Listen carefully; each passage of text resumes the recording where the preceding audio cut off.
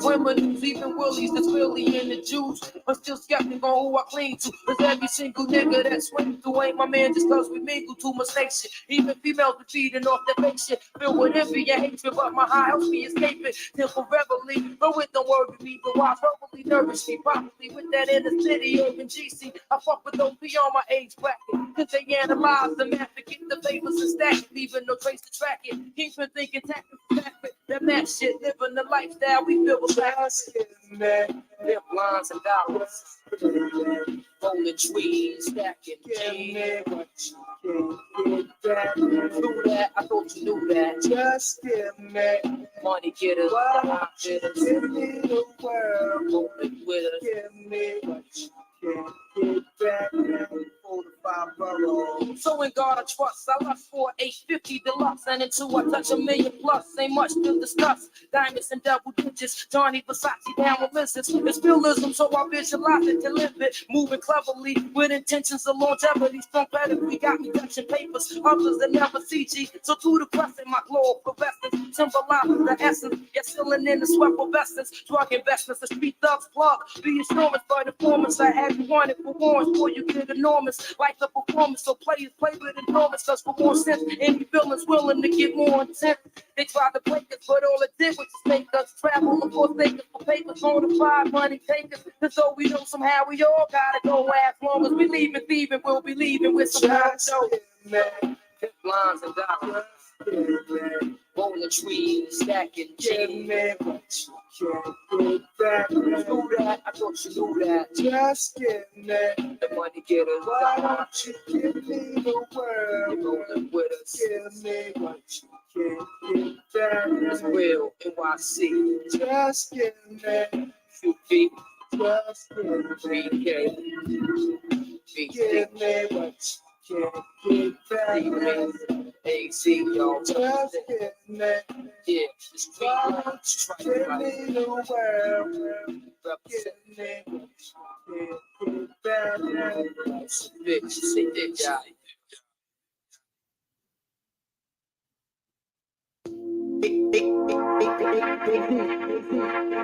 I'm ready. Come on! You know the chronicles, the shit that if mama knew, the stress, the drama do, the tech phenomenal, rapid fire, best studio domino, you bastard liars, me who's the audible, they that closed up, save the close cuts, the strength from temptation, the strength from both nuts. Now in the physical form, verbalized through the scriptures, I was biblically born as Aya, Jeremiah, received through the blunt fire, on Kawasaki's to Willie up on one tire, well respected, gel connected, got the method for the pretty females, perfected for sure, very few flaws, every 72 doors, candy painted to give a nigga the blue balls, balls, just the life I chose, the this, the 360, the sight was closed, come on, the format, sickness, contagious, here I come, Daisy, control still, I don't have to run no game, I've done those things. Young and gifted, my tongue's prolific, and the beast from below is how I brung in Christmas for the streets. I'm a flow from the hungriest district, switch kick, crisp when I come to them picnics, play slow, paper chase stack and lay low, range bold, painted all black, the same mode, psychic mind, like these bombs, to touch the new leaf for my life of crime, no concerns with new people, nice and sun. Hello, and happy Friday to you all. How are you doing? I'm saying happy Friday to you all for those who will see the replay and those who will come in. Y'all have missed that part, but happy Friday to you all. I hope that it has been a wonderful week for each and every one of you. So you know how it goes. The music is played until I'm able to get all my things together, all the party favors, which include the things to puff on, and all the party favors, which include the things to sip on. And of course, my trusty notebook so that we can vibe. And of course, reason tonight.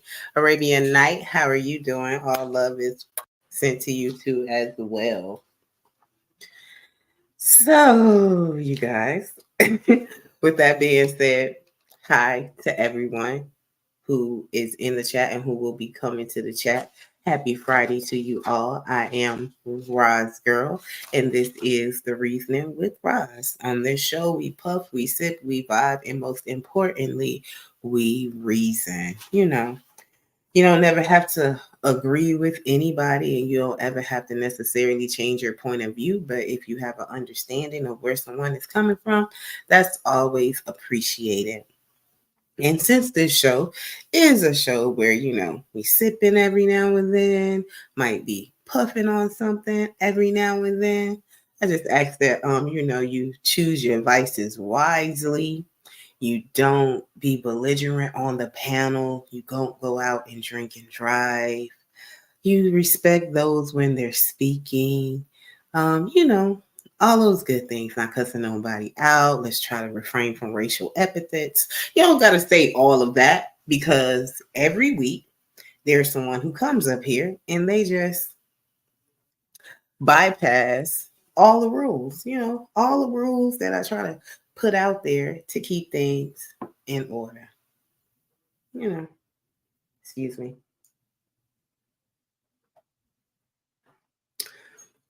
Of course, my drink of choice is wine. You guys will never know that because I always have it in this lovely cup, mug, or whatever. So that's definitely my drink of choice. And what I'm puffing on, it's not ready yet. That's why I'm a little bit behind, but we will get it going. I will get the jitters and the nerves out. You're shopping for wine? You're shopping and hold up. All love says Arabian Night says all love. Notebook good. Perfect Friday. Okay, thank you for participating and answering my answer. Now they're saying pasta salad. There are so many characters that may come into the chat and I never really know who they are. So they could be trolls, they could be people who know of me, but sometimes I sit here and I try to figure it out and I try to get the gist of who it could really be. The one person, of course, who I'm missing the most and missing a lot, who has not been to my show in a while, is of course 777. So I'm just waiting for him to one day troll in my chat, say something to let me know that it's him. But knowing him, he might not do that. He might be like, fuck you, Roz. But excuse my language, you guys. But who knows? But until he comes back, I'll be saying that. And I'm going to go back to my ticker. And my ticker is Happy Friday to you. So, how has your week been? What have you guys been up to? How was work? How's the kids? How's the wife? How's the husband? How's the best friend that gets on your nerves? How's the other woman or the other man? Because there's some of y'all out there who ain't got no morals and integrity about yourselves. And you got other people who you spending checks on and money on and all of that. And it just ain't good. But I'm asking you, how are they doing too? Because we want to care about everybody. Did you hear about the rapper? No, I didn't. Arabian Night. What rapper? It's me and you in here right now, so I definitely can talk to you and have a conversation with you prior to me getting into the thing. No, my little girl turned 33 years old, named Bianca. Is your little girl a rapper? Arabian Night. Your little girl turned 33 years old. So your adult daughter, who will always be a little girl or your baby, turned 33. Oh, yeah, I did see Julio Fulio died at age 26. And more importantly, he died on his birthday, I believe, or his birthday extravaganza or birthday weekend. And that was really unfortunate. My mom always told me when I was younger, like when I turned 21, well, let me start off. When I turned 18, when I turned 21, when I turned 25, she was like, just because your birthday's coming don't mean you need to go out, wild out, party, get drunk, all that stuff. And of course, my mom works in healthcare currently still, and she's always worked in healthcare all my life. So she would see people coming into the ER. She would see records. She would see birthdays. She would see all of these things of people losing their lives. And when they lost their lives, most times they were on their birthdays and they were having a great time. We don't want to say wilding out. They were having a great time. And unfortunately, people lose their lives on the birthdays, New Year's Eve, all these days where people feel like it's a huge celebration, which it is for some, and they feel that it's a huge extravaganza. Though I know in the context of Julio that there were a lot of things that were brewing. So I'm sure there were other things that went on in his situation and when he was implicated. Do you love P. Diddy? No, Arabian Night. I don't love P. Diddy.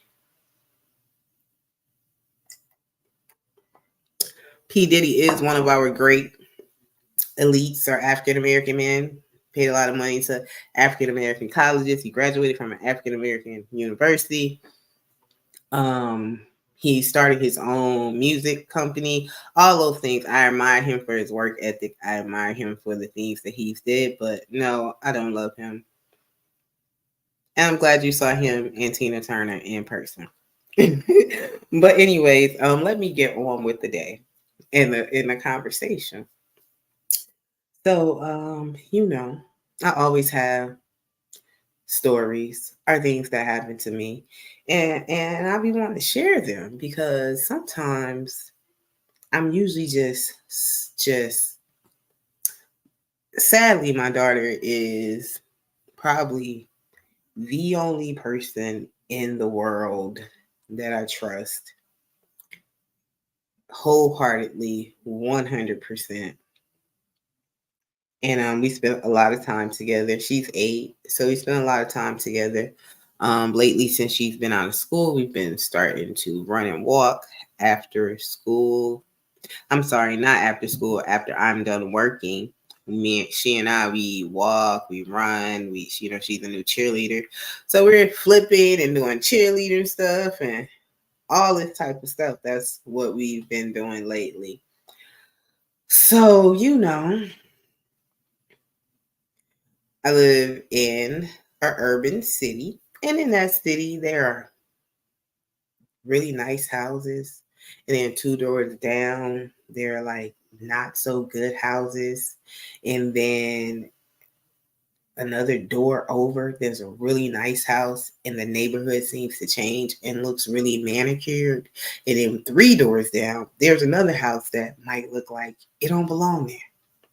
So I say that all to say, in my urban city that I'm now living in my urban neighborhood that I'm now living in, it's kind of like that type of vibe. Every other door, every other step, it's just like, a lot of gentrification, people moving in, folks moving out type things. But my daughter and I, 2 days ago, we were coming out the house, walking down the sidewalk, turning the corner, and there's this woman standing there.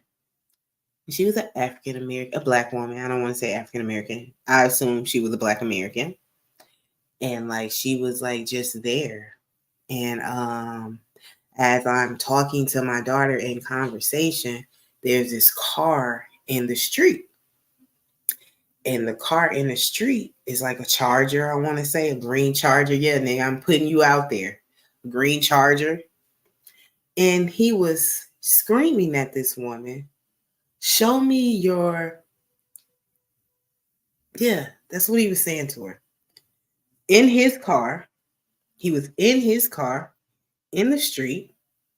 She was on the sidewalk. She had her leg up and she started saying, yeah, I'm going to show you this woo-ha woo-ha. And he kept goosing and giggling. And then he drove his car over to the side like, let me park the car. At this time, I am highly offended and violated. And my daughter's outside at that. And I'm a kind of person who I'm going to say how I feel. And if you offend me, I'm going to say that too.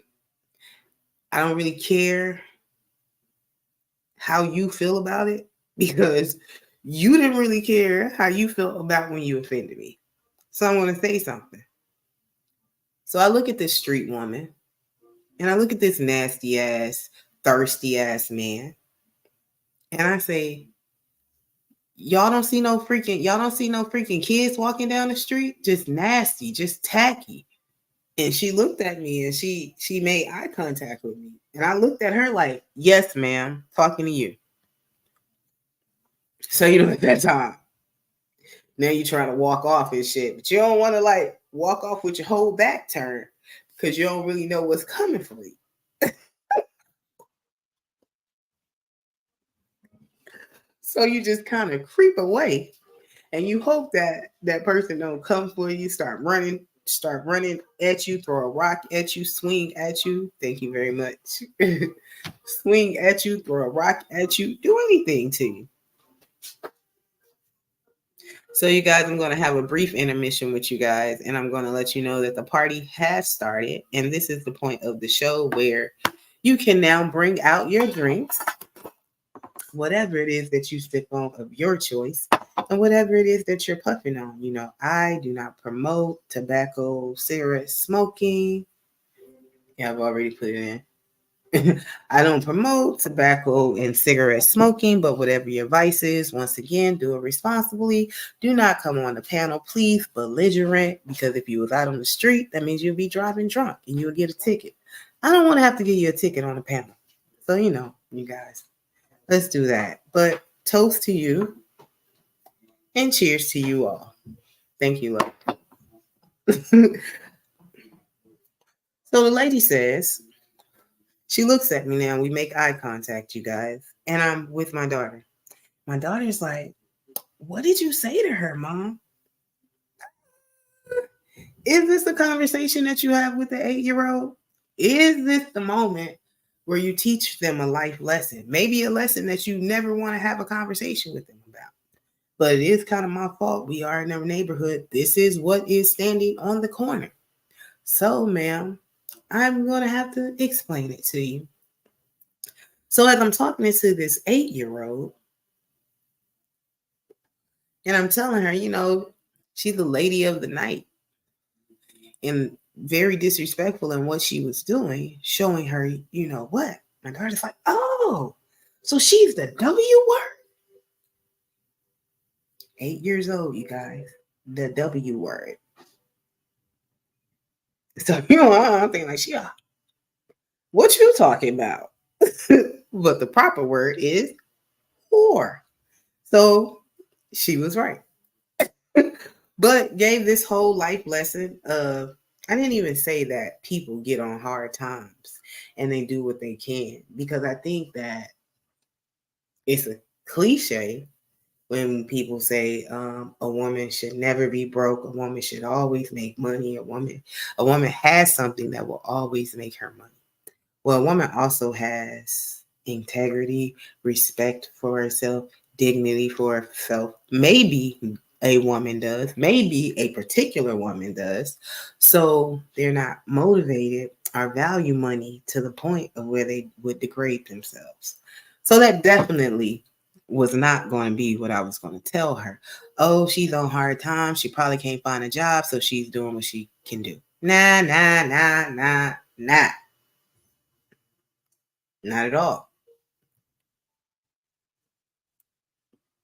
She has chosen a job, baby girl, that is not respectable in society and to herself.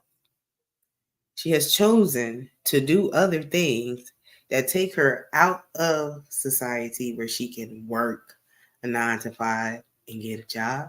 But she wants to give her jewels away.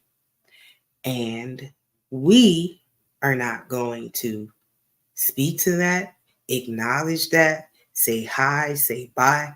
None of that stuff. None of that stuff. You know, when she asked me why is she doing it, simple answer. Because she has no skills in life but that. So people do what makes them money. And a lot of people have great skills with their mouth, great skills with their leg, with their vaginas, and all of that. And you only most times you see women giving it away for a couple of dollars. A couple of dollars. Thank you. Is there a price? Because I can't fathom in my mind there ever being a price. There was a movie that came out some time ago, and I know you guys are a little bit younger than me by like 3 months. I would say I know you guys are about 3 months younger than me and stuff. There was a movie that came out, and I think the movie was called Indecent Proposal. Indecent Proposal. I think that's what it was. And when I was a kid, I wasn't able to conjure in my mind what the title was telling me that the movie was about. And I don't even want to tell you guys that I saw the movie and my mom let me see it because I snuck around. My mom, she worked that night, so I saw movies that night while she was at work. And my daddy was a daddy. He was in the house, he was asleep, he was in the bed, so he didn't hear shit. But I was in there watching the movies. But Indecent Proposal, this woman was offered, and in that time, I want to say it was the 90s or so, and don't let me lie, she probably was offered 10,000, 100,000, or maybe 1,000,000. But whatever it was enough money. Whatever it was enough money to make herself as well as her husband question. Now, I don't even want to say question. It was enough money for this woman and her husband to risk their marriage. A man offered that he would pay to spend some time with this man's wife. 1,000,000. Okay. The husband paid $1,000,000 for a wife. Okay. So the man paid like $1,000,000 for this man's wife. The proposal was, can I be with your wife? The indecency is the act. Married man, married woman, having a partner outside of marriage. And I don't necessarily know if that was a horrible act because the husband and the wife agreed to it. But after the act was said and done, it did not bring them any joy in their life. The money did not take care of any needs, any wants, or anything, because the greatest thing that was tarnished was the marriage and the union that this man and this woman had with each other.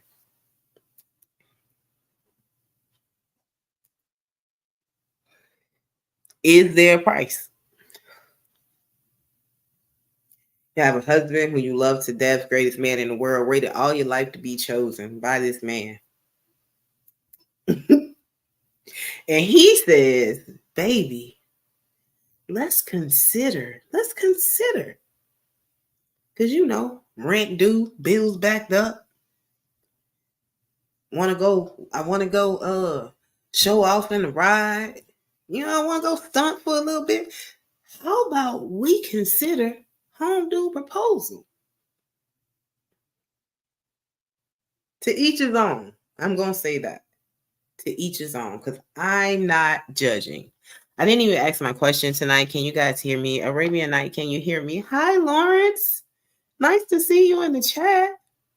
Lawrence, can you hear me on the microphone? I didn't even test it, so I'm hoping that you guys can hear me. But in my mind, I'm a Southern woman. I grew up in Texas, and I spent a lot of summers on the island in St. Lucia and in the country. Thank you, Lawrence. In the country parts of Texas. A lot of Caribbean women are faith-based, Christian-based. I have always been faith-based and Christian-based. I carry myself a certain way because I never want to embarrass my father. I never want to embarrass my brothers. I never want to embarrass my uncles. And now that I have a man in my life, of course, I never want to embarrass him. I represent all these men when I'm not with them. I feel their presence all the time when I'm not with them. I can hear certain things that my brothers would say, definitely things that my uncle and dad would say. So I'm not going out there engaging in all that. Like my reputation and my reputation to my family, which will lead us into the topic tonight. My reputation to my family is what matters the most to me. What my family thinks about me, what my family knows, that matters the most to me. So I will never do anything to embarrass my family, even to the point of like being who I am. And when you have to think about giving up your last name and how so many women want to be married. So many women, they want to be married. Oh, I gotta be married. Oh, I can't wait to wear the dress. Oh, I want to throw the bouquet. Oh, I want them bitches to see me walking down the aisle and see me with my man. You know, all that, all that, all that, all that. They just want his name. I want to know, and maybe I'm wrong, and I know a lot of red pill dudes and all of that, but is this man worthy enough for me to give up my daddy's name? For me to give up the man's name who has protected me all my life, who has shown his responsibility and care for me by giving me his last name, by being in my life. And now it's time for a man to choose me. And this man is going to come to my father. And I could be on my father's face saying, hey, yeah, daddy, it's this man. And this man not even worth me giving that name up, like at all. And I say that because if you come from a family where you're protected and where in life you're not out here seeking a man just to, you know, feel some validation and to be taken care of and secure and all that, then you're going to take some time with that, because just like they think and make their decisions, you need to think and make your decisions too, because now you're giving your whole self to this guy and he's going to be, I don't want to say the overseer, but he is now the authority over you. And I mean, it's okay for him to be the authority over you, but you want to make sure that that is the right authority, the right man. You know, like you don't want to be with a nigga and be like, should have kept my daddy name. Like, you know, all that. Oh God. Fortuna 5K. Hi, thank you for joining the chat very much. I appreciate your like. If you haven't hit the like, please hit the like. But I definitely appreciate your view. So that's what I'm saying. Like, but that's just me. Like for a very long time, I just always said that. Like I loved my last name to death, and I love my last name because of the great people who carried the last name. My grandmother, my grandfather, my mom. Her name is now changed. You know, like these are great people who carry this last name. And if there's ever any strength in a name, or if there's ever any illustration in a name to depict being strength, or to depict commitment, or to depict being able to persevere and go through adversity and all that, I feel that that's in my last name, or in my family's last name. So you don't want to tarnish that by just being chosen by any old body because you just desperate to be chosen. So, you know, that's what I say. Arabian Night says, I had sex with a married woman in front of her married husband, and he told me she was a infamy, infamy. Yet, so I got infamy. Okay, let me try this again because you got me all over the place. I had sex with a married woman in front of her married husband, and he told me she was an infamy. Yet, so I got lucky. I'm not really sure what an infamy is, so just give me a second, Arabian Night, so that I can understand the context of your message, if anything. Like if it's some sexual type stuff, I wouldn't, I don't know. Infamy.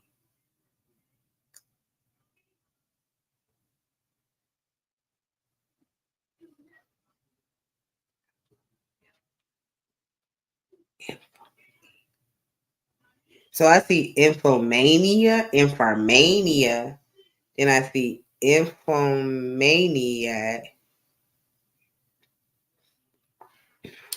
I'm not sure what that is. The compulsive desire to check. Okay. Help me out because I don't know. He also said, I made love to Fred Ashwife. Ed, you know what? I'm not about to play with you. All males are perfect. Married men, last name is perfect. That's your blood, right? His family is your family now. Yes, indeed. That is true. You give that last name up, his family is your family. His problems is your problems. His bills is your bills. His credit is your credit. It's a really hard decision. It's not even a hard decision. It's just probably one of the most important. I don't even want to say probably one of the most important decisions. Um. Oh, nymphomaniac. Okay, got it. Got it. But it's definitely one of the hardest. It's definitely the greatest decision to make in your life, to be aligned with somebody lifelong, and you got to sign papers to be aligned, meaning that you can't walk out the door when you want to, and y'all not gonna separate and get back together. Like he gonna go sleep at his house, she gonna go sleep at her house. Now we mad tonight and we gotta figure out how to sleep in the same house. Or no, we gotta figure out how to pay bills, or moving in together and you gotta figure all that shit out. Or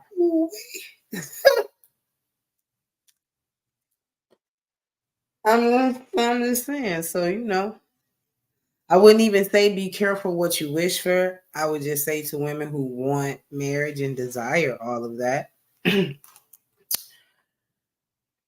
just like you desire Mr. Right, make sure that you're Mrs. Right for that partner. Whatever it is that you desire of him, make sure that he can get the same equalness and fairness from you as a woman to him. We forget about them. You be like, that nigga chose me, gave me a ring. And it'd be all about you. Now you buying a dress. Now you got sorry y'all. Now you got the family coming. Ain't thought about him at all. He probably ain't gave you none of that part of his guest list. He don't even care. He just wants you. He just wants you. And we out here like doing everything. But make sure I let the line. Anyway, I say all that to say it was a woman on the side of the street and she was hoeing. She had her vagina out. She was raising up and she was like, oh yeah, I'm gonna show it to you. And the man in the car was like, go ahead, baby. I'm about to pull over.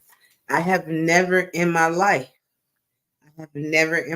seen a transaction like that.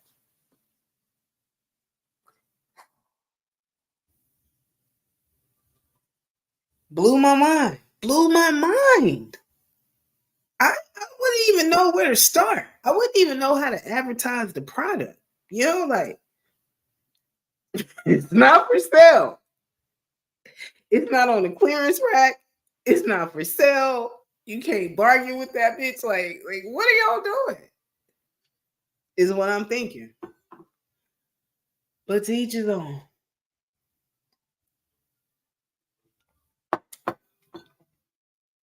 Yeah, that happened about 2 days ago.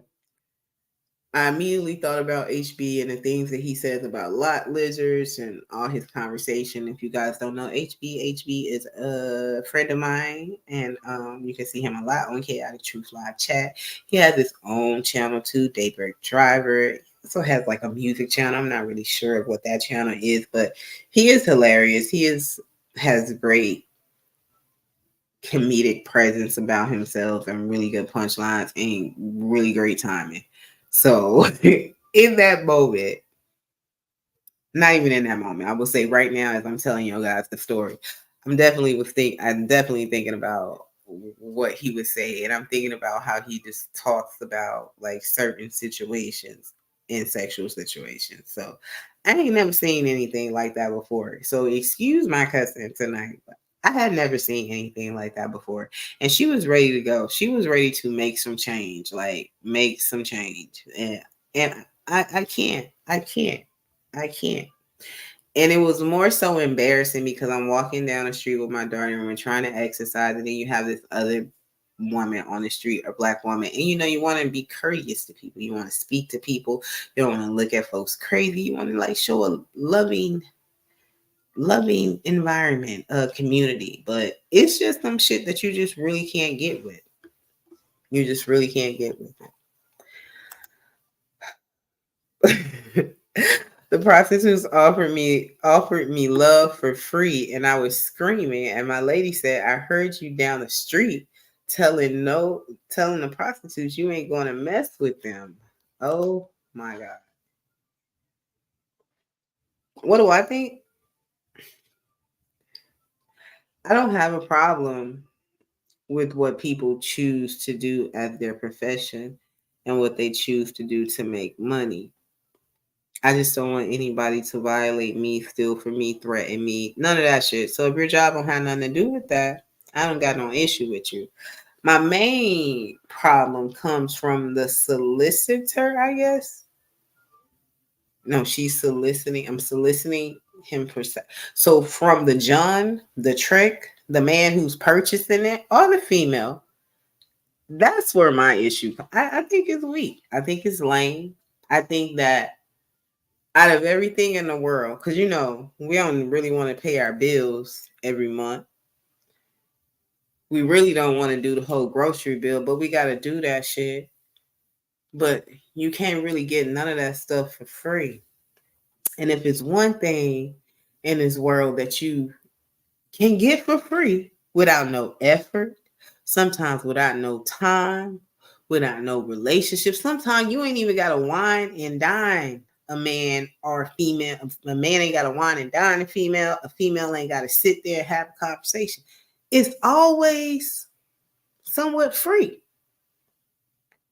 You would choose to pay for it. And you're paying for not the greatest product, not the greatest product, not the baddest in the land or walking down the sidewalk or sitting in the car. You ain't paying for that. You're just paying for no relation with the woman. You're paying for what? No conversation, or maybe she is listening to your conversation. So you're paying for a facade. You're paying for a fucking facade. And the fact that you're living in your life, you're in reality, myself, and self starts talking to me. I'm gonna do it again. Self told me to get back to this stream, but self will tell me, "Yo, what the fuck is you doing? This shit is for free." Like, you can go to a different neighborhood. You can go to a whole new city for free, but you would rather pay for it. That's crazy to me, in my opinion. That I will judge, and I don't care how y'all feel about it or what y'all think about me. I think you're lame, male or female, if you out here soliciting and paying for sex. That's just what I think. Arabian Night, if it's you, I'm sorry, but thank you for joining the chat. When I was 19, I got kissed by a housewife in public at an at Underground Atlanta, and I fell in love with the wife. Why you always around people wives? Like, no loyalty amongst these. Why you always? It sounds like you've been around a whole bunch of wives. Oh, she is my wife now. 28 years later. My bad. Forgive me, I apologize. I got married at 19 too. Wow. Really? You got married to a woman that's 10 years older than you? Are you serious? That's beautiful. So you're what, like 39 and she's 40. Do y'all have children and all that kind of stuff together? A beautiful union. I'm glad that you found somebody who you can love on. Look, you got me talking a lot, and I haven't even gotten to my show, Arabian Night. Also, what else happened to me this week? You know, I ride the train back and forth to work, and I love it. Others think I should drive or be trying to drive. I prefer public transportation, particularly the subway, because you get there really fast. You don't have to go through the frustration of traffic, though there is frustration when the train is delayed, when it's just sitting there, when it's just one track, when, you know, all that shit. Cool. But you ain't got to sit in no traffic. You don't got to get frustrated. And none of that. I love that. And when you ride in public transportation, you see all types of shit. This morning, I was coming down the escalator, and there was this guy who was leaning up. He was leaning up towards a pole, like it was a pole in the subway, on the platform. And on the platform, it has like the train, the train that you're getting on, and then underneath it has like every stop as it comes up to the stops. So in my mind, I was like, why is this man all the way up on this pole like this? He wasn't reading, he wasn't looking like he was trying to see what it was. He was just on a pole like this. So as I was getting closer coming down the escalator, I see him like tuck his pants away, and then he walks to the opposite side of the platform. Then he gets on a train there. So now I see a woman looking down at the ground, and you know I'm walking and I'm looking, and I'm like, did he just really urinated right there on the train platform, like not behind the pole. He was in front of the pole thingy. So that means people walking from the front this side, people walking from the front this side, people coming down, they can see you standing, sir, at the pole like this. Like at the pole. What? What is going on? Okay, she's 54 and you're 54 and she's 69. Okay, that's beautiful. In Atlanta, I was young. In Atlanta, I was too young to be with grown ladies. Oh, but she was grown. She snatched you up. I had a pretty girlfriend, 70 years old one time. Yo, I'm not about to keep on dealing with you. Like, I'm not. So anyway, so yeah, he was doing that. But anyhow, also people be selling shit, all types of shit. Whatever. Urban city, so whatever you could think of. But there's this man who's always freaking selling oils. I've bought them a couple of times. So every time he sees me, it's like he has no recollection of his customers because he writes no receipts. And he doesn't know that came up to you a couple of times, or he don't care. So he's walking up to me. I'm like, nah, I'm good. He's like, oh, you gotta try this. And I can see the oils from away. No, sir, I'm good. He's like, no, you gotta try. And he's showing me the same exact ones that I bought. So I already have that. And he's like, but you ain't got this one though. No, sir. I don't even want to see them. Go on about your business. Is what I'm thinking. And I don't hear a lot of people here say, go on about your business. Like, go on about your business. Like, because where I'm from, we don't get in people's business. We don't care about your business. We're not trying to get in your business. It's just a whole Southern thing. Like, go on about your business. I'm trying to get home. I just got off work. Go on about your business means I'm tired. I'm doing something else. I'm not interested. Go on about your business. That's what I said, right? Go on about your business, sir. So then he says, I'm hurting. I'm going through a lot. Can you give me a hug? I said, sir, I can't give you a hug. I got a whole husband. He's like, oh, where is he? He ain't out here selling fucking oils. That's where he at. I wasn't trying to be rude. But now you all up in my business. Go on about your business. I said it the first time. Go on about your business. So now, when I politely say go on about your business and you don't go on about your business, you're liable to get anything now. So he goes on to say, I'm really going through a lot. I just need a hug. I said, oh, I can't hug you, but I'll pray for you. And he was like, bitch.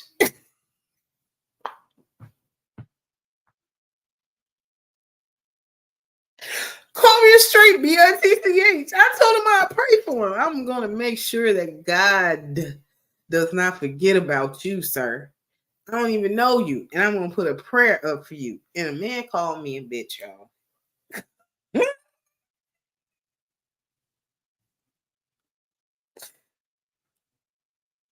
Sad part is,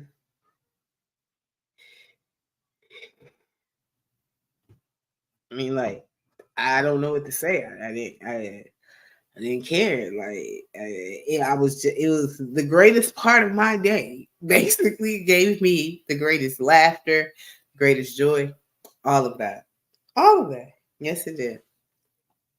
So, we're coming off of Juneteenth weekend, which was last weekend. And for those of you who are not from Texas, and now y'all have adopted our Texas holiday, the day that Texans found out that they were no longer slaves.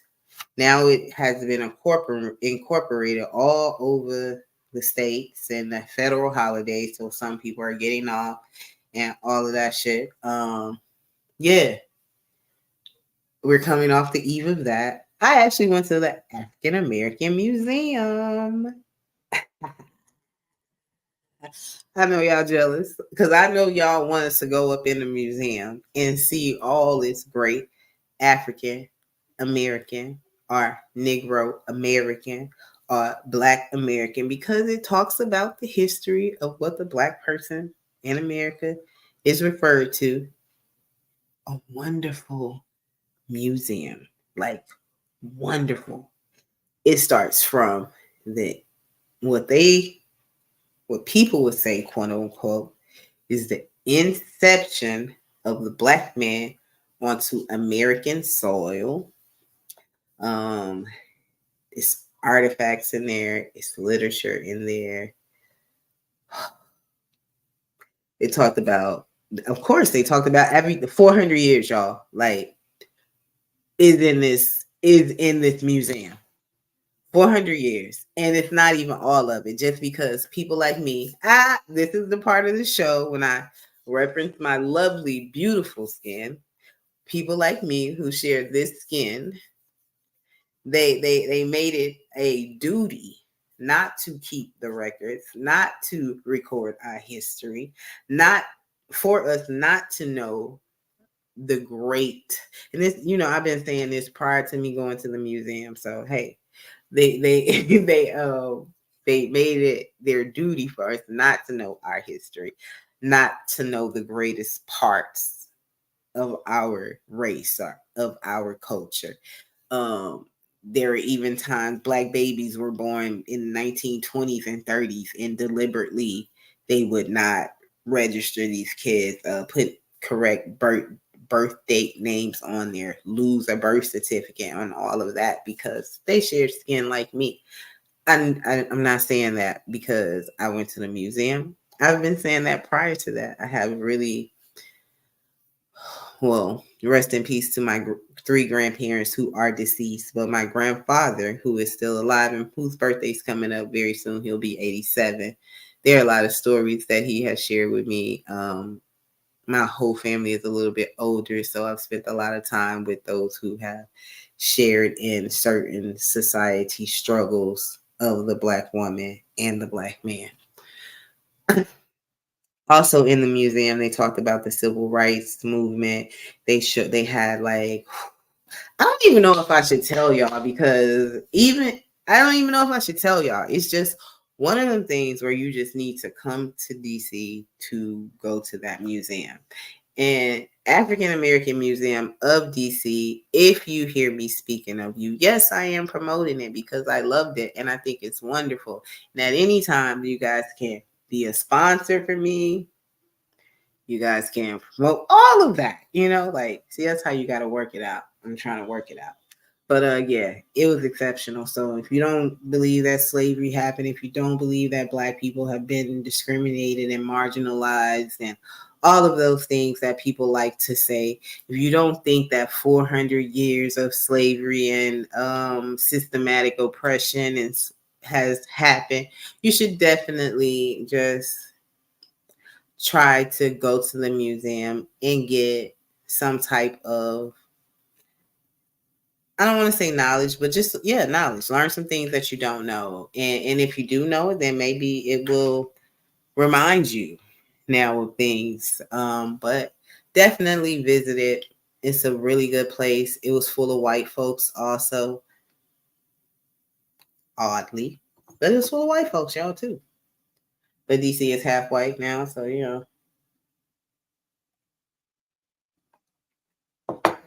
yeah. But all of that brings me to the discussion for tonight. And the discussion for tonight was have you been labeled? And do those labels matter to you? And the other offhand discussion is what are you chasing? Are you chasing dreams? Or are you chasing a reality? So, that is a discussion, and that came from the first one. Have you been labeled? Everything in my life isn't always peaches and cream. I know y'all see this wonderful smile and just think I got it all together. I don't all the time. I had to grow up into this woman who I am. I had to learn some things. I had to have some hard criticisms. But as I grew, while I was growing up, my mom was the biggest critic. I tell people that I often say to people, like, my feelings can't be hurt. You can't tell me nothing that I can't take because my mom, like, she put the armor on me for that. She would say, I can't tell you something good if I can't tell you something bad. So it was she would deliberately tell me things that were off-putting about me because I needed to be able to accept it. And not in because in life, there are going to be things that are off-putting about you and people are not going to accept that. And I guess your test is how do you deal with that? And who is this person to you? And does this person matter? And all that mumbo jumbo. And even if that person matters, like, should you change? But anyhow, my mom will always tell me these things like, I'm not going to tell you nothing good if I can't tell you nothing bad. So I was never running in a room like, oh, I did this, I did this, I did this. And she wasn't going to co-sign that if she tried to correct me or tell me something. I played basketball and all types of sports in school and in college, right? And I'm really competitive. So my temper was not the best. Lauren says, I have been labeled as lazy because I have not done a lot of things, but it was because of my autism and had trouble doing a lot of things. So I avoided doing them because it caused me anxiety. Thank you, Lawrence, for sharing that. I definitely was going to share that about myself.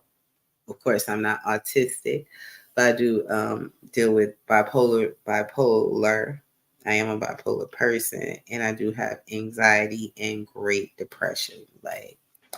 So I can definitely understand that. And I would just say to you to keep being who you are. Like, sometimes you get tired of explaining to people who you are. So surround yourself around people who understand you, people who know you, and people who aren't judgmental over you. You know, there are some folks who are judgmental and they want you to change exactly what you're doing because of their judgment. And then there are some people who want to give you advice in life. And with that advice, they're telling you why, the whys and the hows and the benefits. And if they're not telling you the whys and the hows and the benefits, then you know that label or those things that they're trying to put on you is not coming from the best place, in my opinion. But yeah, so I had a horrible temper in school in regards to sports was concerned. I would always slap the basketball court, like hit it with my hand. That's probably why my hand is messed up. But anyway, I will always hit the court like you know, if I missed a shot or something. But of course, as I tell y'all, I rarely missed a shot. Like I'm great. Like that's just it. Comes from my mommy. You have to be confident in yourself. You have to know what it is that you can do. That way, can't nobody tell you what you ain't. Like, you know. But anyway, so with that, I was able to learn. I was learning what constructive criticism was. I thank my parents because they are very different. Um, but they've taught me like so much in life, so much about being composed, so much about controlling your emotions, so much about those things. And you know, the things that you learn from your parents as you're a kid, you saturate in the things that your parents tell you as you're a child. And you never know if they're telling you the right techniques or the wrong techniques, and they necessarily don't know either. But when you're of sound mind and judgment and you become an adult, it's time for you to start adulting and making your own decisions. And you take what your parents have said to you and you always remember it and you let it propel you into life, if that makes sense.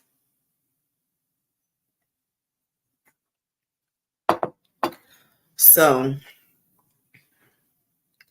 I, at one point in time in my life, had a terrible attitude. And from that attitude, I was explosive. I could be rageful. Not like, hey, I was dating a dude and I hit him with a car. Like, I could be rageful to the point where, like, I couldn't control it.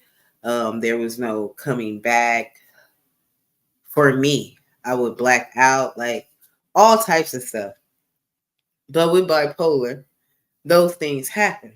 I always knew that there were particular people who I couldn't be around because particular people had certain personalities or certain characteristics about themselves, and their personalities or their characteristics don't mesh with who I am. Maybe they're talkative. Maybe they're on 10. And for me, that's not a good place for me to be. It's like I'm feeling a whole lot of weight, a whole lot of anxiety, and I'm in my bipolar mind. I can't explain to you what that feels like or what that is, but I am grateful to God that you don't have to experience it, you know? But in that, I knew certain people who I couldn't be around. Hey, Josh.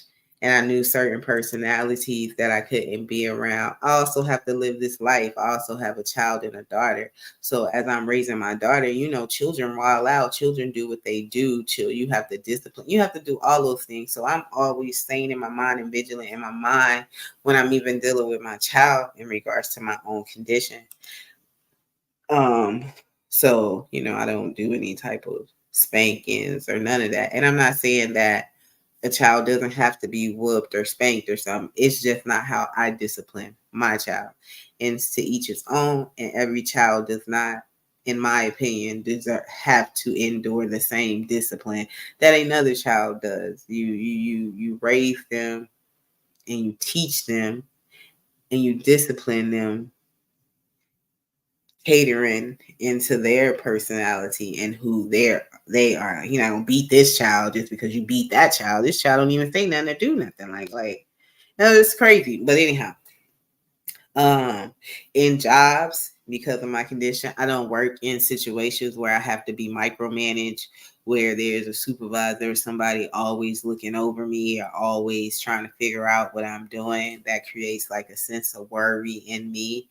I am worried about my position. I am worried about what I'm doing. All of these things, and for me, it's out of sight, out of mind. So I am a person who is on a schedule. Like I don't want to go to work every single day, but I'm up every morning at 6 and I'm getting out. It's a routine for me because there are certain things that I have to align in my life so that I can be healthy in my mind.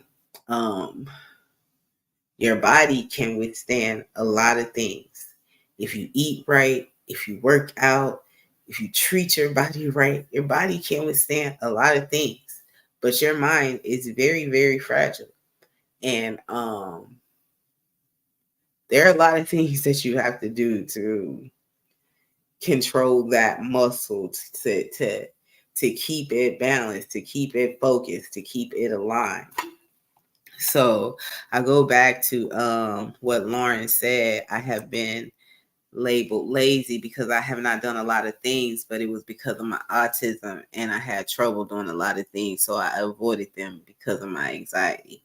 So I would say to you, Lawrence, that I share in that with you. I have limited myself in a lot of things that I could possibly do, probably in regards to jobs, in regards to friendships that I develop, even in regards to YouTube. I'm only on here Friday, Saturday, because I can't commit to Thursday, Friday, Saturday, Sunday, Monday, Tuesday, Wednesday, Thursday, Friday. It's going to be overwhelming. I don't know if I can do the commitment. I am going, oh, like, I understand that, but I have been labeled rageful. I have been labeled a black bitch.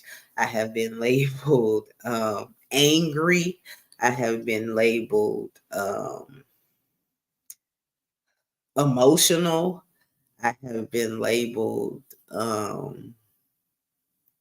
what else? All types of things. All types of things. And I'm not sure if you guys are familiar with the condition or certain symptoms of mental illnesses, but everything that I named to you was something that was within that illness. But I'm labeled all those things. And sometimes it's hard to show yourself to people because you have to develop a great trust with people that I know that I'm always trying to be my best me. But there may come some days where I might not be my best me. And for me, it's about the people that I have around me in my life. And can I be me regardless of if I'm my best self or if the beast is in my mind and plaguing me? And if the beast is in my mind and plaguing me, my family, my friends, the people who I call family or the people who I call friends, do they support me in that? Because if they support me in that, in my worst times, they're going to help me in that. And they're not going to label you that. It's important to know exactly who you are. It's important to know how you live your life, what your values are, what your morals are, what your integrity is. If someone asks you to describe yourself to them, you should be able to describe yourself to them.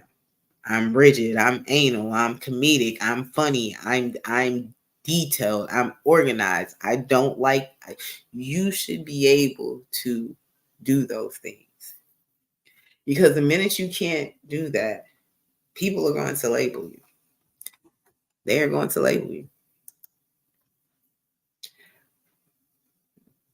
But in that all comes Should it bother you? Like, should it even be a concern what they're thinking about you, what their labels mean? Should it be? I've come to a point in my life where it's not a concern for me. I can truly tell y'all that. Like, people label me a BIT, da da da da. I take that. I take that with a grain of salt, and I take it like I'm holding the freaking championship belt or something, because I know who I am. And if that's what you think of me, I'm so sorry that you think that of me, but I know when tomorrow come, I'm gonna be able to wake up, I'm gonna be able to go on with my day, I'm gonna be able to live in this life, I'm gonna be healthy in my mind. And what you think of me is not any of my concern. It's not. It's not. We live in a world now where people think, assume, and feel that what they think, assume, and feel about you matters. It does not matter. They do not validate you at all.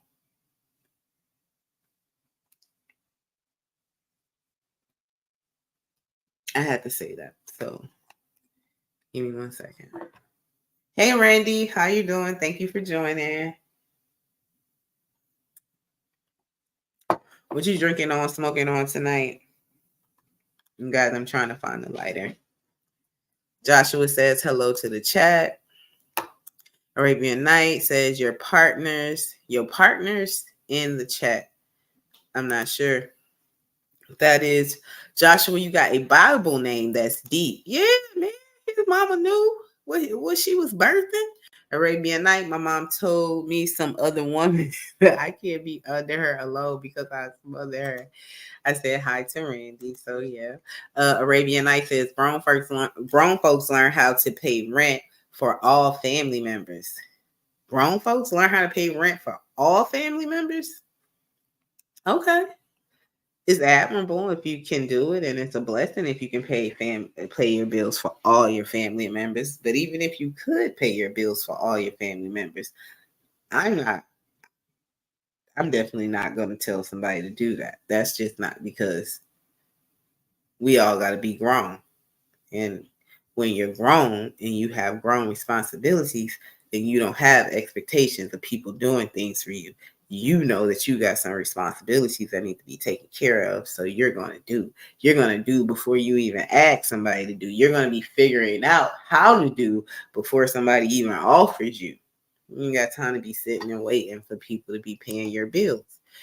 You got to be sitting and waiting for people to be paying your bills. And,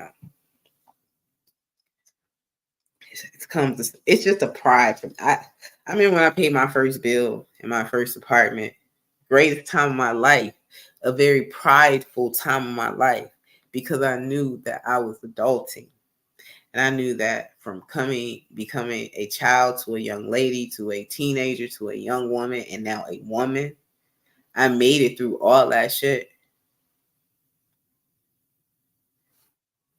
I'm not.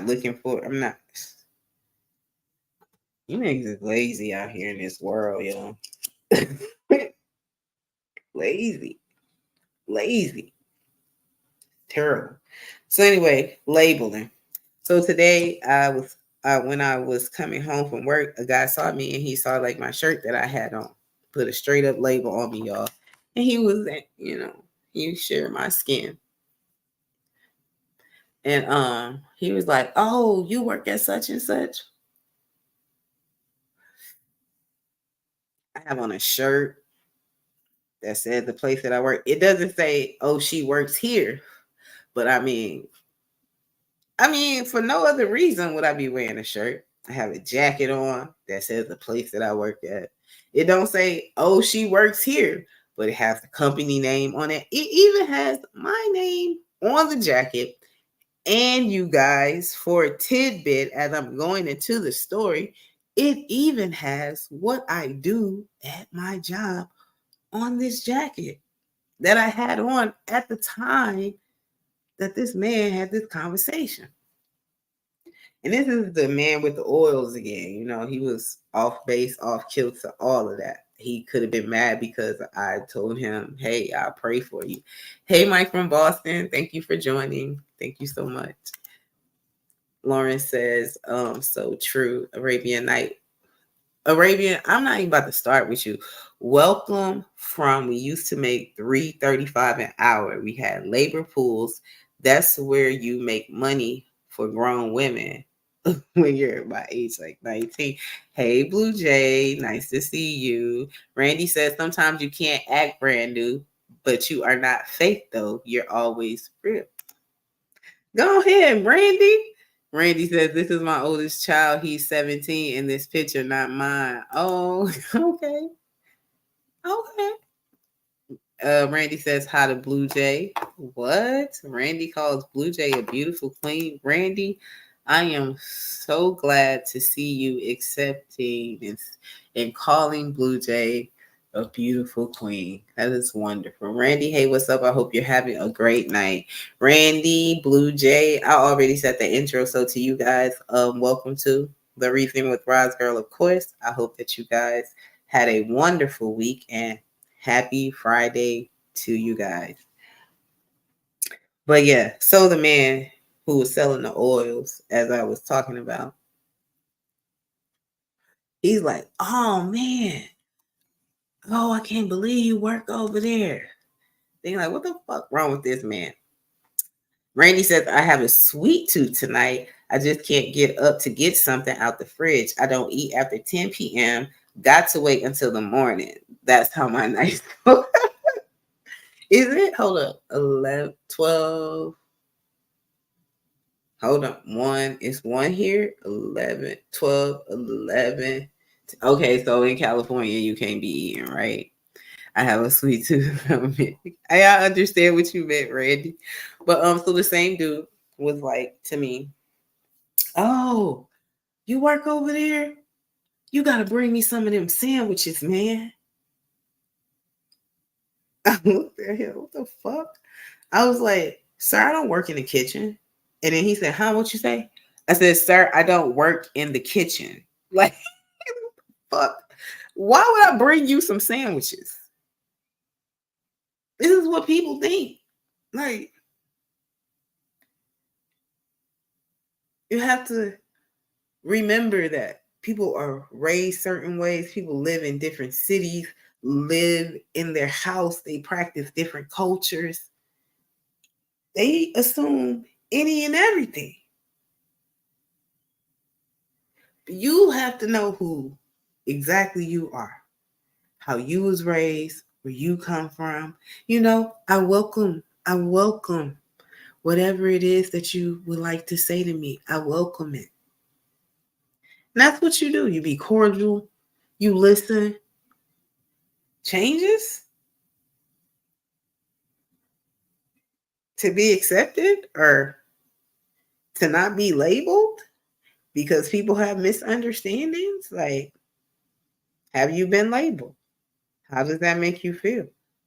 How do you handle that? Does it matter? I'm just asking. I'm just asking.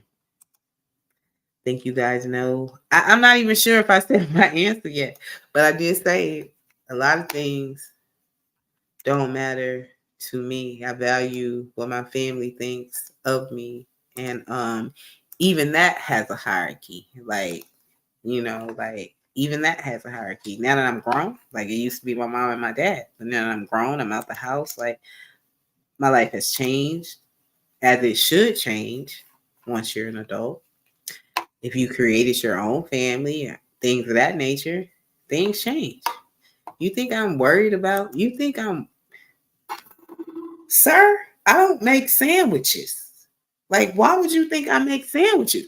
But you think I make sandwiches because you make oils and you're standing out here selling oils. Like, speak up. Not here, sir. No. Like, what? I'm still like tripped out by that. Forgive me, y'all. Forgive me. So I think it's important not to let people attach labels to you or put labels on you. In a minute you start doing that, you become what they prey on. You become what they prey on. You become the attack, because it's not gonna feel good. It's not gonna feel good, especially when you know that you're a certain way or you believe that you're a certain way, and you're not that. So it's a lot of pleasing going on, and it's okay to please people, but it's also okay to accept people. It's also okay to know when a job is not for you because it doesn't fit your liking. It doesn't fit you. It's okay to move on from a relationship because this person doesn't know who you are. They can't accept you for who you are. There's no happiness there. It's okay for all of those things if you're choosing you, because it only takes one person to like you, one person to commit to you, one job to say yes and give you exactly what it is that you just takes one. Just one. Takes one moment in time to change your complete life, good or bad. Just takes one. And you can't live your life worried about all the many people who have many opinions, who live in a world where they have a vehicle to put their opinions out there. Because some time ago, it was mind your business. Get out my business. My door is closed. I'm in the house from work. You don't know what's going on up in here. Now people broadcast what they do after work, the clothes, the night clothes they sleep in. They broadcasting what they eating, what they cooking, all of that. All of that to be in their mind when it's put out there to get some type of affection, good or bad. I would say some type of gratification, good or bad, I would say. Because good or bad is going to come from it. So if you know that and you can't deal with the bad, then why put yourself in those certain kind of situations? Like, we live in this world now where everyone feels that their words matter, their opinions matter. TikTok, YouTube, Facebook, what else they got? Rumble, uh, what else they got? All types of shit. Put it out there. Oh, this how I feel. Ta ta ta ta ta ta ta ta ta. Oh, this how I feel. Ta ta ta ta ta ta ta ta ta. Okay, thank you. But they put their feelings out there and they want you to change. You're one person who has this opinion of me. You're and I would say you're one person who has this opinion of me and all such and such years of my life. That's what I would say. That's me. That's me. But when I think about that logically, you're one compared to everybody that I've met in life who doesn't have this opinion of me.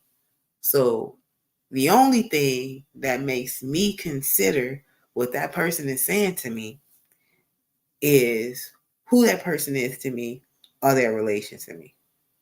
Now, does it make me change anything? I'm not going to say it does. I'm not going to say it doesn't. It depends on what that is, what the consideration is. But that's the only thing that matters, the relationship that I have with that person. But any otherbody else, like, opinions are so free. You can give them hoes out. You can accept them all day. But you have to have some type of boundaries over yourself. Like, you got to have some type of protection over yourself. You don't have to know everything that everybody's thinking. Can't get up in here. I don't need to know what you're thinking. And everybody don't have to say everything that they're thinking.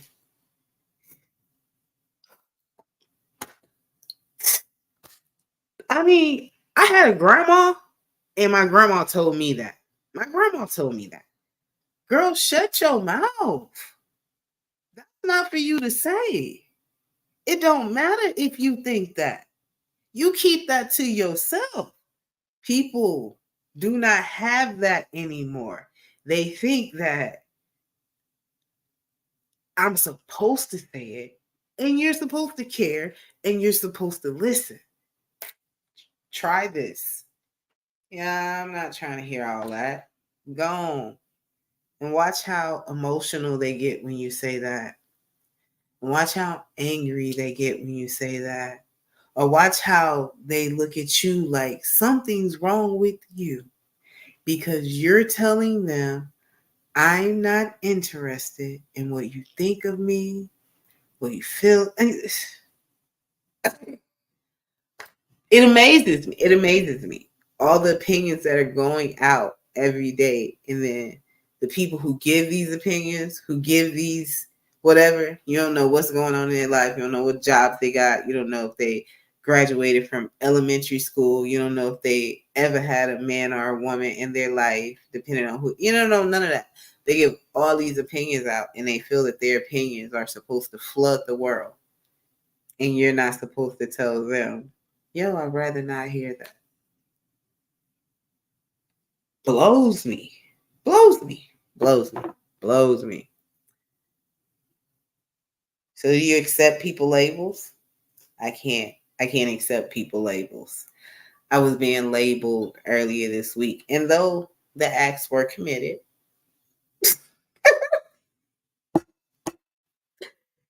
I would say that the label was not correct.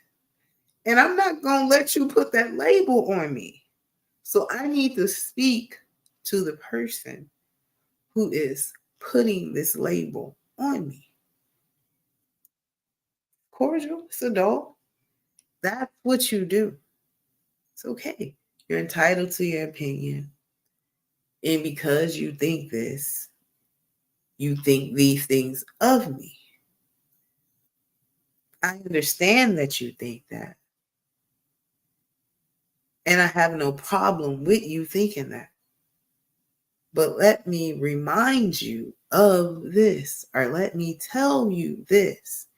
And you still can think what you want to think. But as long as I'm able to come to you and tell you that I know you think this way is incorrectly, I'm going to tell you what it is or what affected me or what I was going through. Or I'm going to tell you all of that because you don't know none of that, but you generated this opinion about me. And you can keep your opinion even after I tell you what I tell you. I am okay in my skin now because I'm not going to let you label me like that. I'm going to say what it is that I need to say of who I am because your words don't matter like that. You know, people say we got black bitchs out here. They all angry this and that in the chat. In the chat, they be like, "Oh, Roz, if you talk like this, you could have so many men." Y'all, come on, y'all. Come on, y'all. Like, come on, y'all. Like, have I stopped talking the way I talk? Whatever the mannerisms, whatever. Because it only takes one. You don't have to like it, but it only takes one. See? So somebody likes all of this, or somebody with all of this, and be correcting all of this, and I choose to listen to them. But you not doing it. So yeah, I'm not even gonna go there with y'all because y'all don't understand that. But yeah, that's how it be. You have to correct people. You can't let people go on with their definitions of you. You can't let people define you. You do create an experience for somebody in their minds and with them physically when you meet them, talk to them, however you talk to them, how you dress, any of those things. You create all of that in their minds. But you control that. And you should always be in control of that, regardless of whatever they're thinking. Regardless. Regardless. You like people try to break you down, yo. They try to break you down. Jobs will try to break you down. Children don't intentionally break you down, but children are truthful. And sometimes their words kind of hurt sometimes. So, I'm not going to say mine has hurt me, but I'm going to say sometimes their words kind of hurt. Y'all, I was looking for this. This shit was, I must already be high because I was looking for this J, and I'm just thankful to God that I didn't put a hole in a chair because Boo thing was gonna be like livid. So let's come back together. Thank you guys for joining the Reason with Roz Girl tonight. I am Roz. Thank you so much. It is Friday night. I hope that you guys are having a wonderful Friday night, and I hope that you guys have had a wonderful and blessed week. If you have not hit the like, please hit the like. If you have not shared the live, please share the live. And if you would like to donate to my Cash App, it is at Roz Girl 37. Better yet, I can always put it on the screen for you guys to see. There are some people who I support in this YouTube land, and because I support them, I always want to give acknowledgement to their channels. So, of course, Chaotic Truth Live, I would call him my brother. He also has Chaotic Truth Live Reacts, and I think he's live right now. So, if you guys aren't subscribed to his channel, please subscribe to his channel. Leave a like, leave a comment. Come join us sometimes out the week. It gets crazy over there. Also, Midlife Bro Logic, here for the tea. What's up, Moses, aka Black Moses? Who else? Mo's on Child Listen Podcast and on Here for the Tea. So definitely her. Smitty's Corner. Smitty is a wonderful person too. He has his own channel, Smitty's Corner. The intellectual something. Not really good right now with it, you guys, but definitely look into that. There's a lot of content going on YouTube, and you gotta like find your lane. Like you gotta like find your lane. It's a bunch of shows. It's people who are on here 8 and 10 hours a day because this is basically their job now, or their full-time jobs. And I respect the grind. If you're making an income from it, then do it. But these folks be chinchy and grimy. You know what I mean? Like, and I can be a little petty at times. A little petty. Because, I started coming on Thursday nights. And then that was kind of going really well for me. But I had a person who I consider a friend who said, "Oh, no. The ladies taking the Thursday night viewers away from us, and we can't let them do that." So they came out with a vengeance on Thursday nights. And then my little Thursday night slot that I had popping for a little hot second was like gone because I didn't have the tenacity to be trying to compete with them. So then I tried to take Friday and Saturday. And that was a hard thing to take because my girl here for the tea be on, and I know she goes on late nights, so I try to go before her because I can't never go after her because she be her lives be long, be like to 4 or 5 o'clock in the morning. So if I'm going after her, oh no, I'm at somebody's workplace by then. But now, I work it out. I respect people, and I respect people who I call my friends and their hustle. So I ain't never trying to like snatch nothing from anybody, and even in the YouTube land. But now these is going live on Friday and Saturday night. Why they doing that, y'all? Why are they doing that?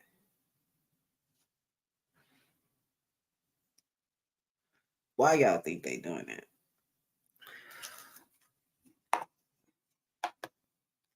Ain't my girls doing that. As you know, we support.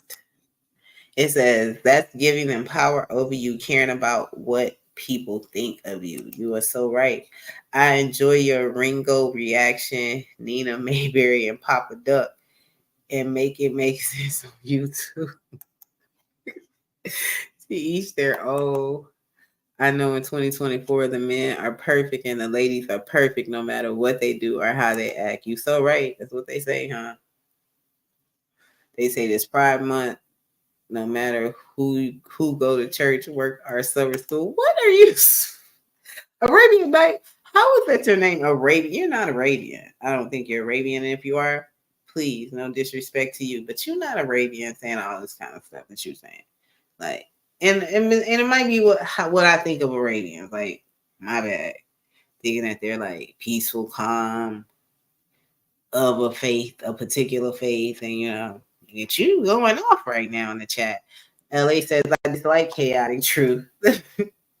Chaotic is my bro, but I respect it.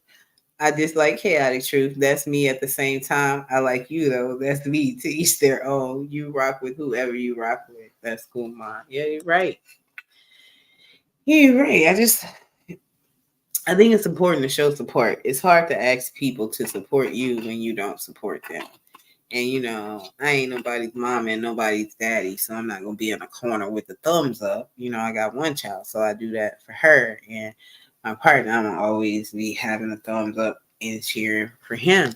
But if you want people to support you and they're not supporting you, you really don't have nothing to complain about if you're not in turn supporting them. So, but if you out here riding for people, supporting people, cutting your stream so people can come on and shit like that, yeah, you're doing a whole lot. And you should kind of get that support. Yeah, we go way back. You already know we go way back. Yeah. Yep, we go way back. So if anybody's smoking tonight, a stranger all smoking on sativa or indica, and if so, what strain is it? Let me see, because y'all supposed to be the ganja crew. I don't expect all y'all to smoke, but expect you to know a little bit, just a little bit. Like if it was called pot back in your days, that it was called pot. Like stuff like that. I'm just asking. And that it's different strands of stuff. And, that it's like different THC. All that stuff. That's what this is about. Not much of a drinker, but you don't smoke what you vape. I'm trying to stop vaping, Lawrence. Like, it's horrible. I said a month ago, I think let me not lie. I think I said about 2 months ago that I was going to stop vaping. And I don't want to say it's the hardest things to go through, but at one point in my life, before I was a Rasta, before I changed my life for the better, I used to smoke cigarettes. I used to smoke cigarettes heavy, like chain smoking. And I would always tell myself that I was going to quit. And it was never a problem with me trying to stop smoking cigarettes. My grandmother had smoked cigarettes all my life, and my grandpa smoked it. So I hated the smell of cigarettes. And when I smoked cigarettes myself, I hated the smell of it.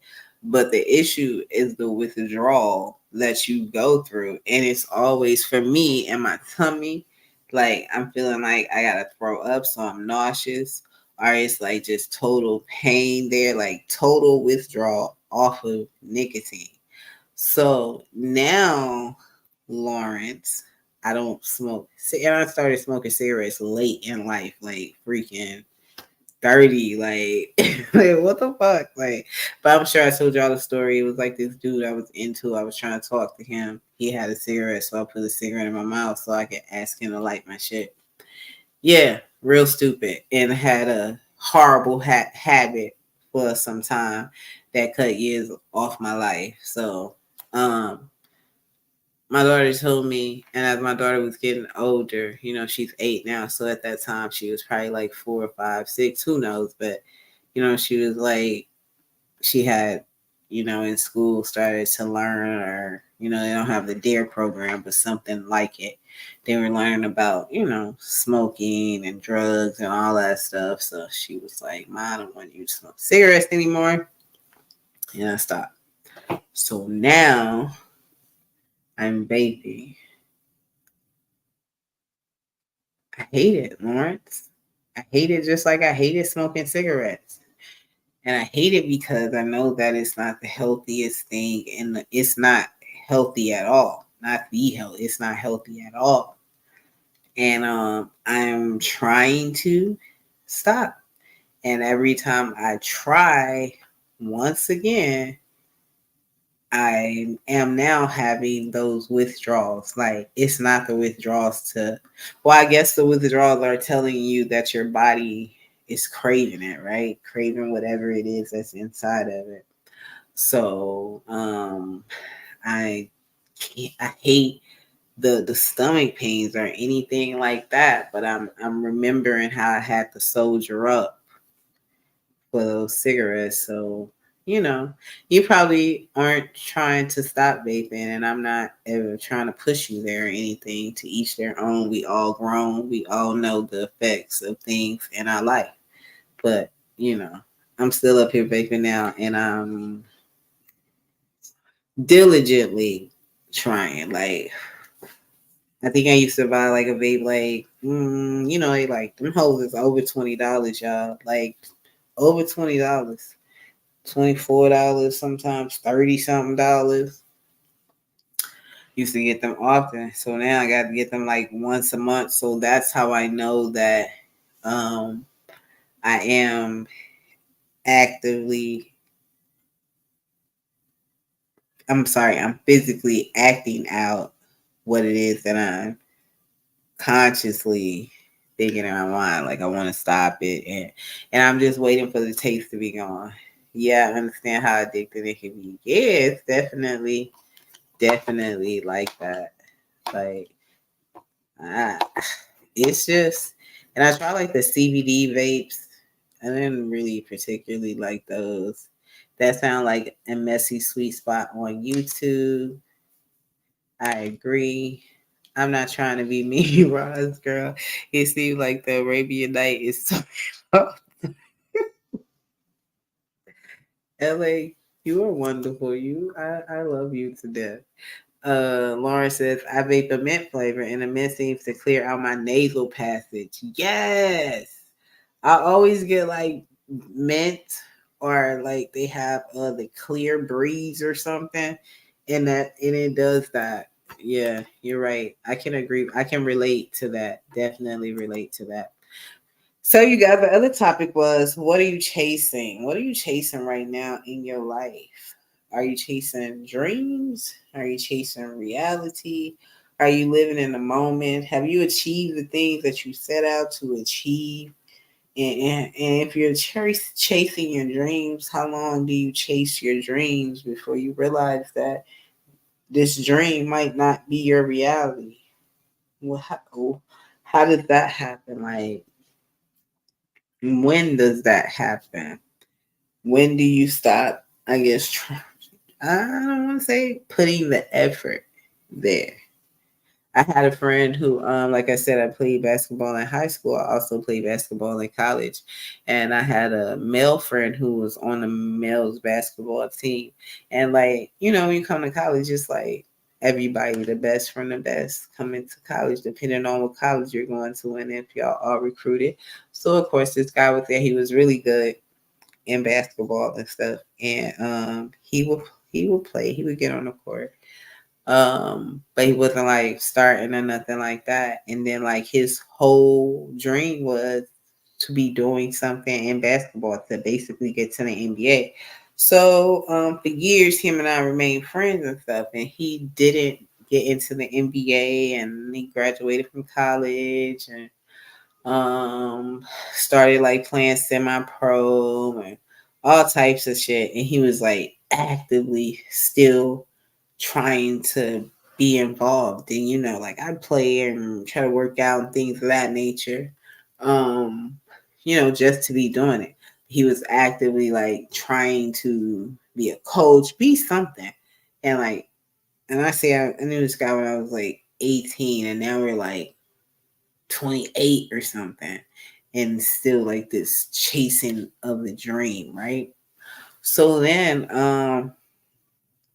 eventually when we were like 37, 38, he developed his own like basketball camp where he like plays with kids, like coaches kids, and they travel and they go all around and do all of these things. And he loves it. Like he doesn't feel like he's at work because he loves basketball. And I was reminded of when I told him, yo, you need to be doing something else. Like, you like way too old to keep on trying to do this and that. And you're not getting there. Like it might be some other things that you're great in, awesome in, that you should try, and you could turn into money. And then now he like has his own basketball camp. Now I don't think I said anything wrong to him though. But the question, the thing that is reminiscent is that he and I are friends. So we had this rapport with one another, and I could tell him that. And it's always like, remember when you told me I needed to stop? Now look where I'm at. Now he ain't a millionaire, no NBA player, but he's definitely living out his dream. So at any time he could have took my advice and probably not got into the heights or developed what it was that he has created and developed. So is there ever a point when you should stop? What do you think?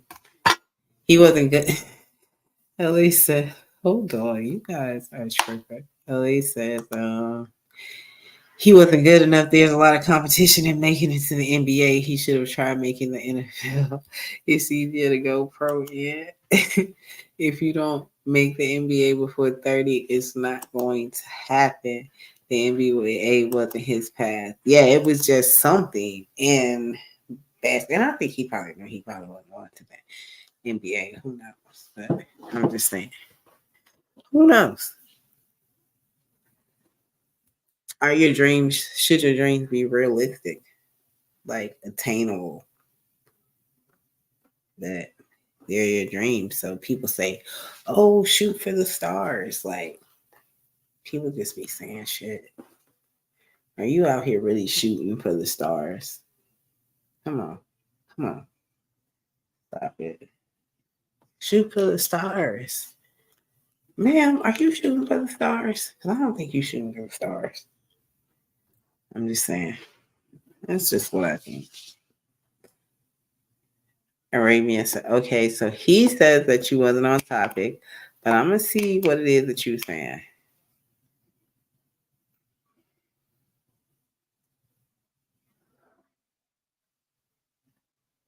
Saturday, Sagittarius, Schizophrenia, June 29th, 2024. Always love your show. Thank you. I needed your show. I was lonely.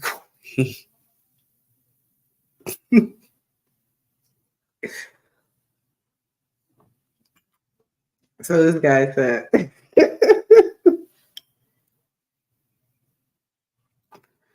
he says, I was lonely, queen. I'm going to ask Arabian Night, what does he think about me taking my Cash App down while the show is on?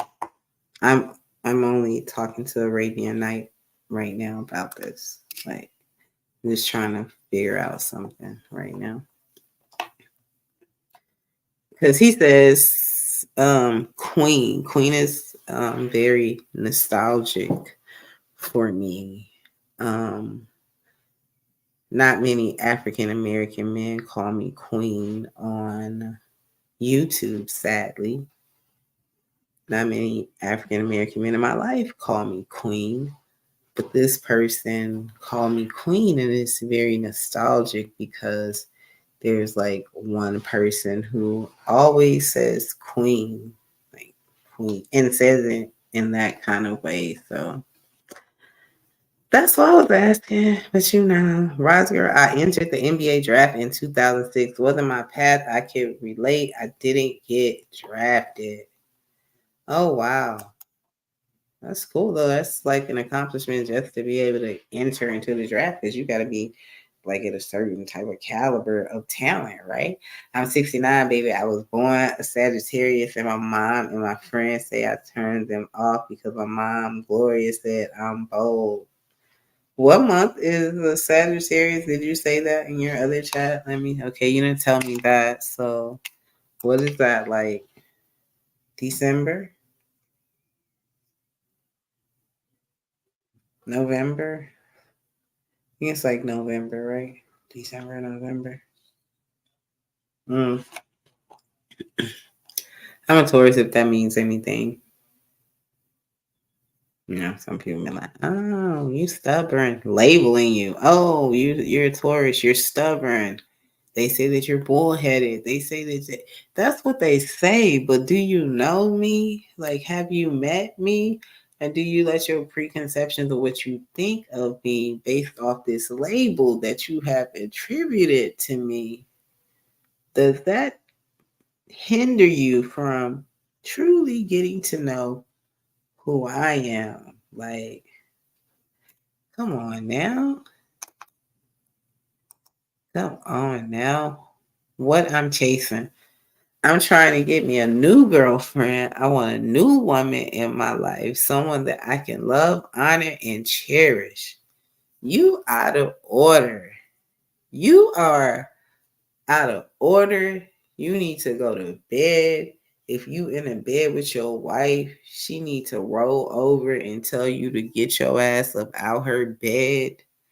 Talking about, I'm not even about to enter. Like, you real disrespectful, Arabian. You real disrespectful. But I thank you for coming to the chat tonight. And I thank you for your comments. LA says I'm 5'9". I had the talent. My height was an issue. Yeah, 5'9" is definitely below average and short. I hate to use the word short, but short when it comes to the NBA. So you got to be exceptional. Like, you got to be something like me, LA, like something like me. Yeah, we're not gonna keep going there with him. Because I'm like really reading them shit like, what is you talking about? What am I chasing?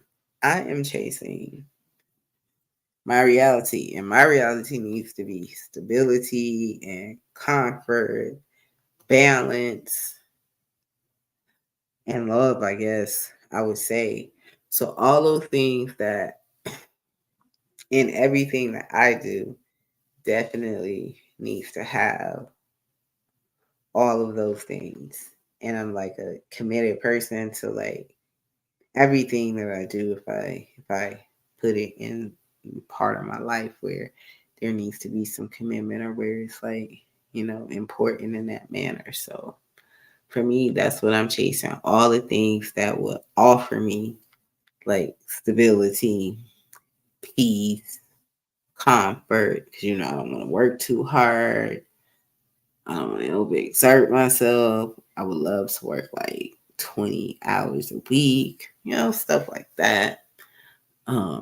Love, so definitely family. I'm chasing all those things. I don't really say I'm chasing it because I have most of those things, all of those things actually.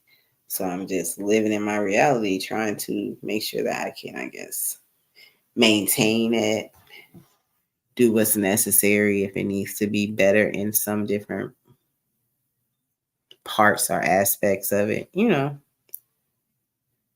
So I don't think I'm chasing anything, and I don't have any regrets or anything of that nature in life. I've done what it is that I've set out to do, everything that I plan to do since like high school. You know, in high school and you write out the little book, like what you're going to do in 10 years or something like that. Everything I set out to do in that, I've done it. Not exactly in 10 years, but I have done it. So thank God.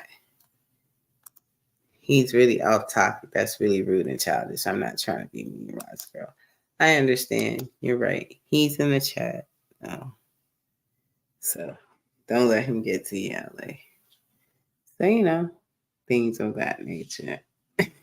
You live in the moment. Yeah, my friend used to say that a lot. Like, I'm a person who saves. And she would say things like, you have to live in the moment. Like, when I be like, oh no, I don't want to spend that because I need that for this and this and this. And then she would say, what if you don't even know if you're going to live tomorrow? So you're holding on to some money that you don't even know if you're going to get the chance to spend tomorrow. And she wholeheartedly believed in all of that, like living in the moment, spending it all. I'm 41. I'm getting old. I understand. I'm 42. Like, oh God. I used to think that it was so old because I remember my parents were this age, but little did I know. Little did I know. You're as old as you think you are. Are as old as you feel. Like, yes, ain't that what the saying is? I think that's what the saying is. Who knows? Mm, mm. Oh, sorry. I'm 41. I'm getting old. You're a perfect age, though. So you're an 80s baby like me.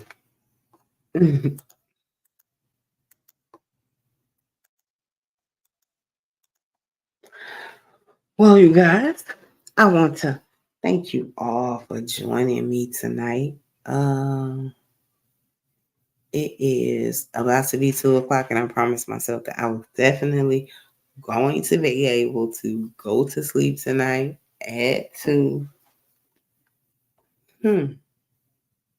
Just a little bit off. Almost a little bit off. Lawrence, you're 45? No.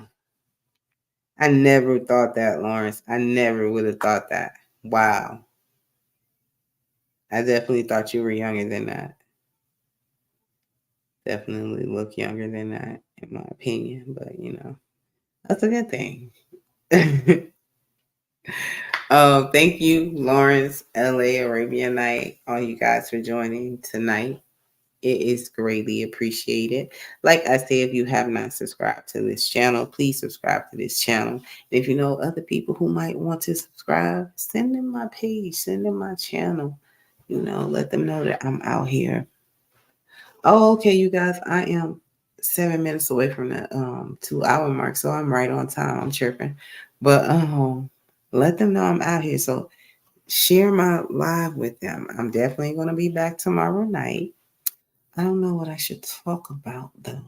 I went on a slew of things tonight because I allow Arabian Night to distract me. I shared. Thank you very much. And yeah.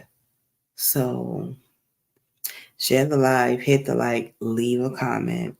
I'm going to upload the lives from the last 2 weeks. I try to upload them like every 2 weeks. So, you guys, if you want to watch the replay, they'll definitely be uploaded.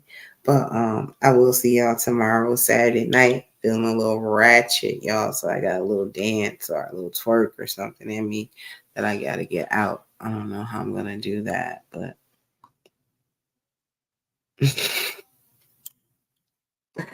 Let me not lie. But I'm okay. I was right, December. But I'm gonna figure it out. But until then, I will see you guys tomorrow night. Thank y'all all so much for joining. I appreciate you all once again. I love the support. And please come back tomorrow night. Good night.